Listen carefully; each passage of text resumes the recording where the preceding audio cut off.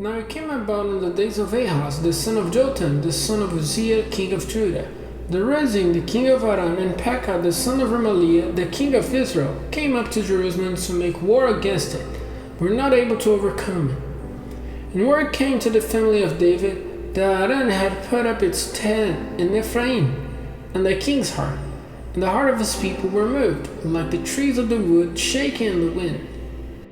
Then the Lord said to Isaiah, "Go out now, you and Shear-Jashub, your son, and you will come across Ahaz at the end of the stream flowing from the hired pool in the highway of the washerman's field, and say to him, Take care and be quiet, have no fear, and do not let your heart be feeble, because of these two winds of smoking firewood, because of the bitter wrath of Rezin and Aram, and of the son of Remaliah.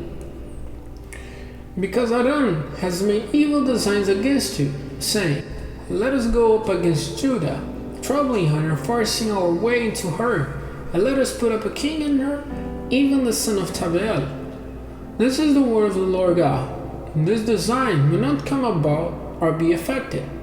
For the head of Aram is Damascus, and the head of Damascus is Rezin. And in 65 years from now, Ephraim will be broken, and will no longer be a people. And the head of Ephraim is Samaria, and the head of Samaria is Remaliah's son. If you not have faith, your kingdom will be broken."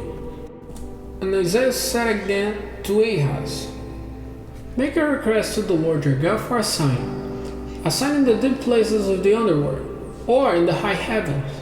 But Ahaz said, "I will not put the Lord to the test by making such a request." And he said, "Give ear now, family of David. Is not enough that you are driving men to disgust? Will you do the same to my God? For this cause, the Lord himself will give you a sign. A young woman is now with child, and she will give birth to a son, and she will give him the name Emmanuel.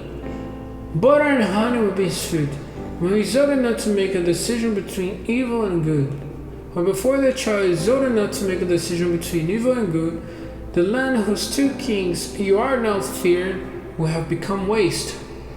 The Lord is about to send on you, and on your people, and on your father's house such a time of trouble as there has not been from the days of the separating of Ephraim from Judah, even the coming of the king of Assyria. And it will be in that day that the Lord will make a piping sound for the fly which is in the end of the rivers of Egypt, and for the bee which is in the land of Assyria.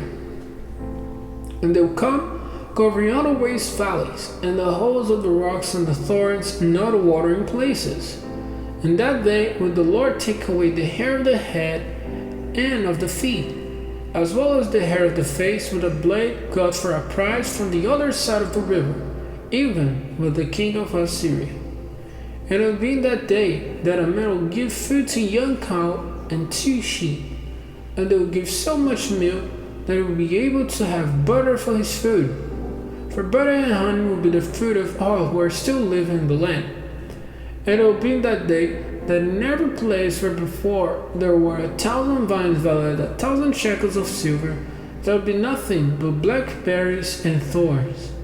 Men will come there with bows and arrows, because all the land will be full of blackberries and thorns.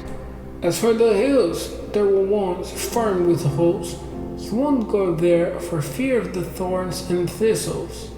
They'll become places where cattle are turned loose and sheep wander.